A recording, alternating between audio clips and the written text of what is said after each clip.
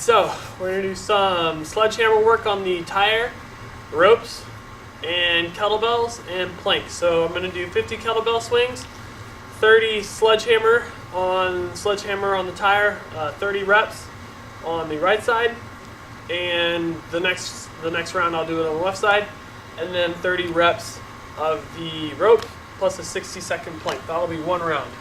Here goes.